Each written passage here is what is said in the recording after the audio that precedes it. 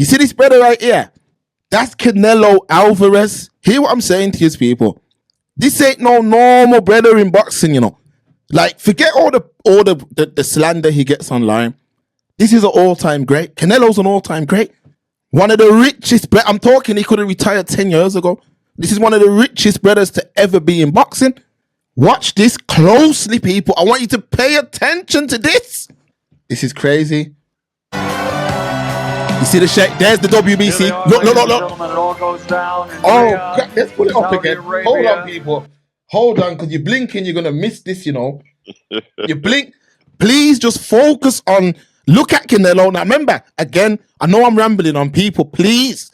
This is the biggest brother in boxing. Rich youth. Now, watch this.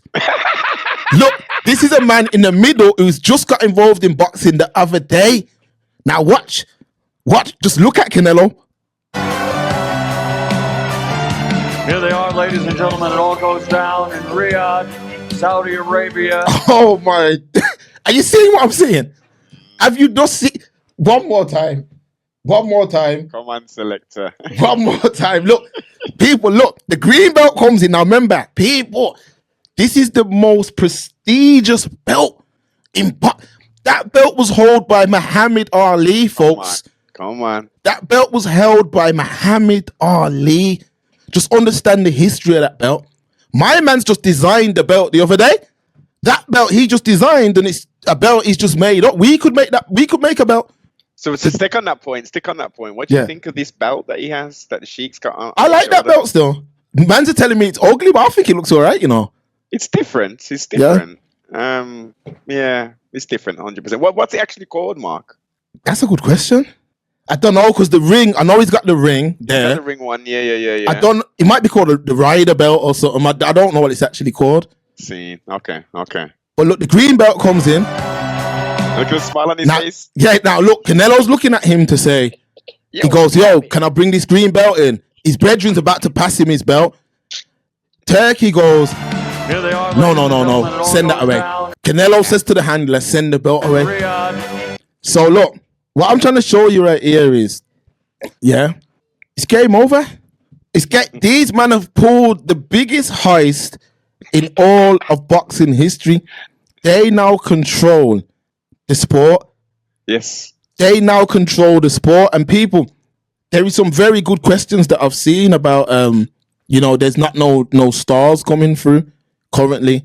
And that is true, which means that the monopoly is going to be even easier to control, because there's not no man who can say, yo, I'm not doing this, or I'm not. If from Canelo's in line like that, it's game over. Do you think, because the from what I can see, let me just lay out the model. Man. Let me go back and just lay out the model. So it's in boxing, as we see, the fighters are getting the massive purses, right? They're getting the big boy purses, and the promoters are getting the smaller portion, let's say 40% of the thing, yeah? In the UFC, it's the total opposite, where the athlete, the prize fighter, is receiving maybe 15. What the average is supposed to be, 15 to 20% is what they're receiving. It's ridiculous, and the UFC is getting the lion's share. Now, let's go into a bit more detail in that respect.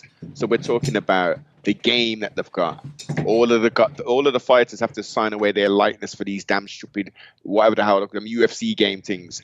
Then we got the octagon, the trademarked octagon, which is filled with cryptocurrency sponsors, this, flipping that, Modelo, the damn everything. This new movie's coming out. Are the fighters receiving any money for that? Hell no. So the model of the UFC, which is great in regards to production, the pacing, everything, it's a tremendous atmosphere and all that. The fights generally are generally good on a good card, a good proper numbered card. Forget these stupid Apex events that they're doing and cheating the fans and the fighters out of fighting.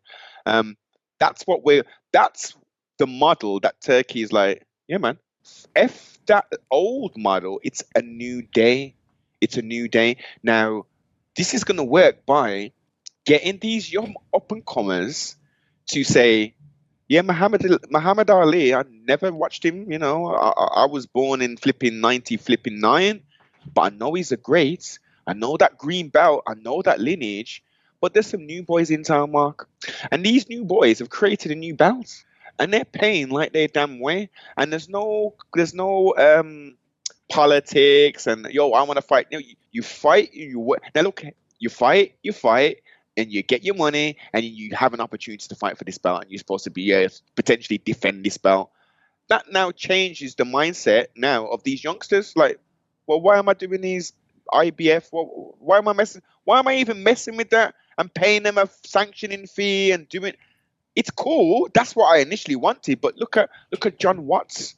He's a 5-time champion, man, and he's waggered out, boss. He's living the best life. Yo, I've watched the events. They're coming on Netflix. They're coming on this channel. I want a piece of that. That's for the old man. Them. You see the man who had the names? They're going to still do those 3-letter gangs, the IBF, the WBO, the WBC. This new crop of new money, we're doing this UFC model, and we're going to be stars. If they pay them right, that will work. Now, I do understand, yeah, that a lot of fighters in today's world could care less about the history of a belt. That's something that the promoters are lying about. Why would they care who held the belt? Most men don't care. They just care about what they're doing because, mans don't care who's had the belt before them. They don't care. And another thing what ruined boxing is there is too many sanctioning bodies. Like, there's mans. I remember when I used to be watching fights and I'll be like, what belt's that? Yeah. You know what I mean? Like, every man's got some sort of belt. And I'm like, yo, where's all these belts coming from? Like, if everyone's a champion, no one is. So in my head, I'm like, yes, we do need to bring in a model where there's one belt, what did Wilder say?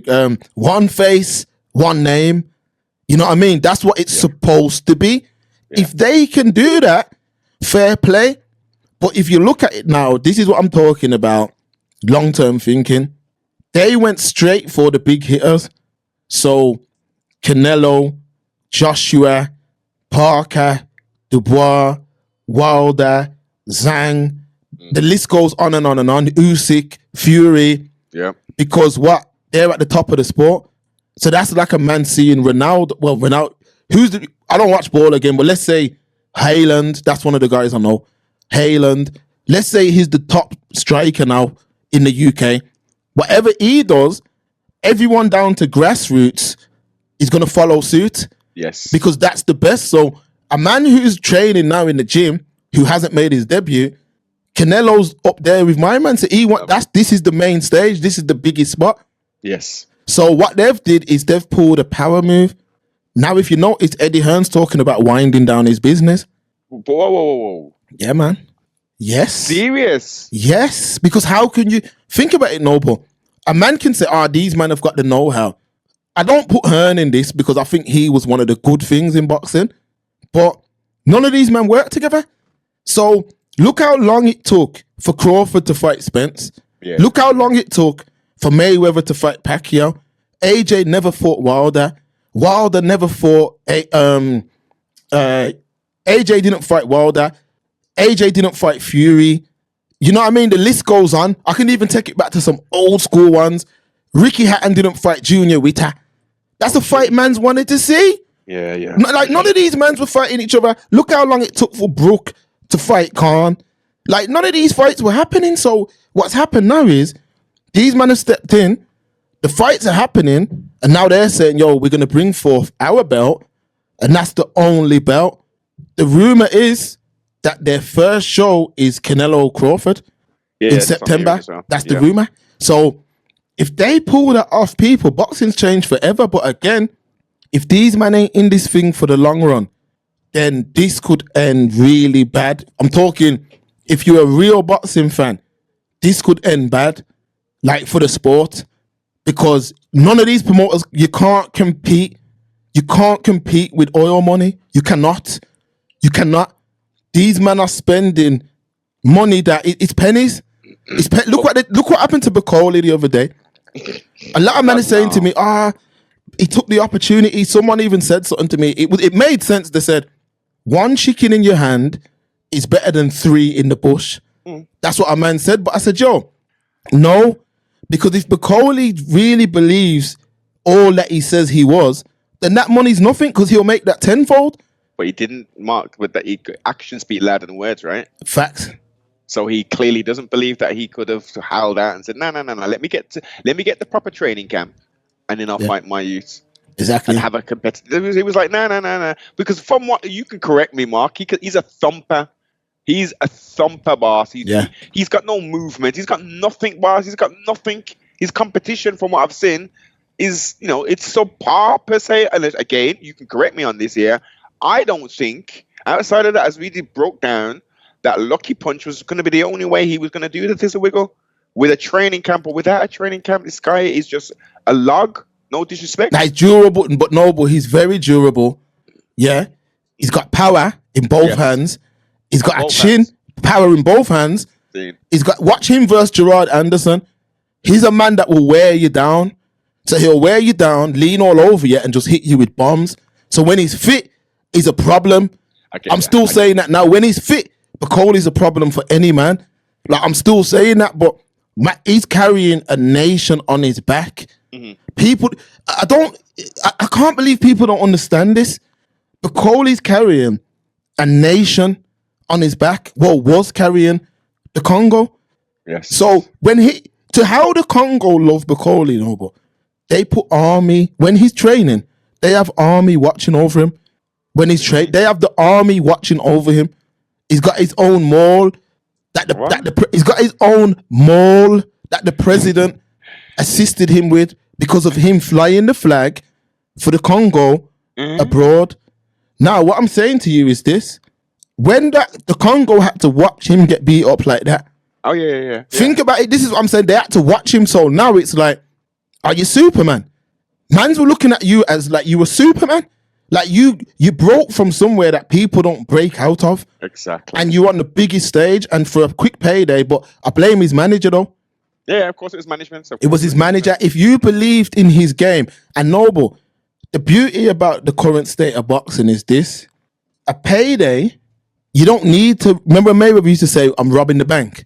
I'm in and out." You don't need to do that because a man like Zhang, he ain't won a belt, and he's rich. Like, you're gonna get paid because heavyweights right now, they need opponents. Yeah. The division's kind of stale almost. They need opponents. Bakoli's somewhat still fresh. They need opponents, but that's across the board, Mark. That's across the board, not just in boxing. Heavyweight in the last I would say 10 years, 8 years. Heavyweights across the board aren't good. That the level of talent is not. Yeah, it's poor coming through, and what's there now? Like everyone's lost everything. Besides Usyk, it's all being recycled. Yes. This crop is almost on its way out, is what we're saying. So it was there for the taking for Bakoli, but what these men are doing, these Saudis, they're able to come in and play off man's love of cash. And these long-term promoters now, think about it now, he could easily turn around now and say, "Oh, you are now my competition," which is essentially what he said. Yes. Which is remember Dana White, he's not gonna be linking up with them guys. Come on. What did he say? He goes, "Yo, we're gonna have rankings where the best fight the best." And all I'm saying is, if this is a long-term thing, beautiful. If it's not, it's gonna be bad for boxing. And that's all I can say. Mans are getting told to move the green belt away. Even though for me, I'm on a James Toney vibe. WBC, we be crooks. I agree. We be crooks. I agree with what the Sheikh's doing. Get rid of the old guard. Get rid of them. Too much. No, couldn't you just clean up? No, but see the danger. I hear exactly what you're saying, and it's definitely valid points what you're saying in regards to cleaning up that thing and the best fight and the best. But what you will potentially find is, just like we're seeing now with Mr. Dana White's organization, who he's the CEO of, is the best fight in the best. No. We're now in an almost it's an internal politics because it's all about them. They have an obligation to produce X amount of shows. Based upon that, they're watering down the main, like the big cards, to put on these stupid Apex cards, it costs them no money because it's their building. They've got all the cameras set up already there. They're cheating, as I said earlier. They're cheating us as the consumers of this art, and they're cheating the fighters. They're pretty much in there sparring, but for real. Yeah. Where's the energy? Where's the accolades? Well, you know what I mean? It's bullshit in the zombie apocalypse. I get it, but as I say, going back to the point, is we're going to have potentially a situation where, okay, for the first 3 years, Mark's killing, everyone's loving it. The hardcores are like, yo, it was a bit dubious, but yo, they're doing what they say. This man now, as I said, the example would be is John Wilcox. He's the champion of the thing, and he's defending that belt multiple times now. And what he's now done is said, okay, I've done that. The Sheikh's got that ring belt. I wanna fight for that ring belt, and now he's got that thing, and he's got the ring belt. Yeah, facts. What the movie pulled very smart, because if my man gets this right, it'll be crazy.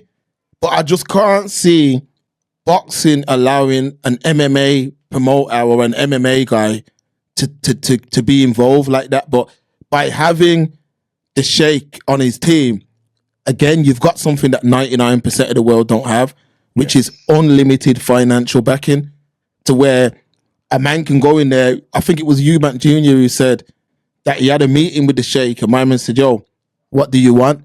And he said that he thought of the craziest number he could ever think of. He said, absolutely crazy. And my man said, done.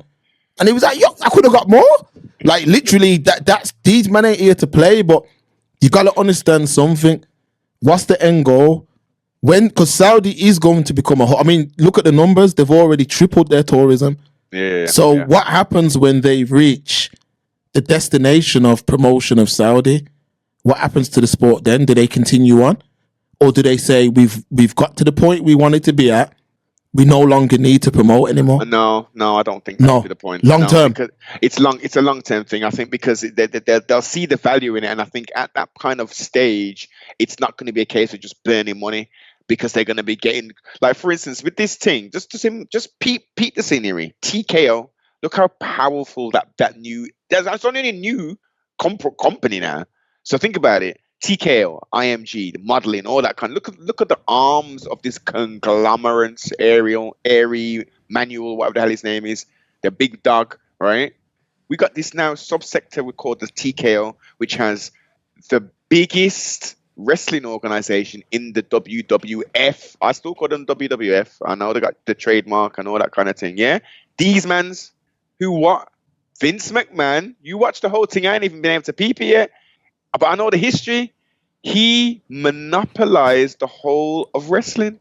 He was going around. He was stealing talent. He was doing this, but he created a conglomerate. He created what we see now as the WWE. A massive organization. Now, where's your WCWs? Oh, they're no longer here, are they? The competition. Okay. So where's the Extreme Championship Wrestling? Oh, they've gone as well. Oh, okay. All Japan Wrestling, they're still going, but they ain't no factor. It's just the WWE. So they've got that conglomerate there, TKO. They got the UFC, the only game in town. They are a monopoly, and they've been taken to court, 2 different court cases, one still ongoing. They lost one, and they're having to pay fighters compensation for their monopoly. Now, this is the issue I've got, and this is the long-term thinking I'm going.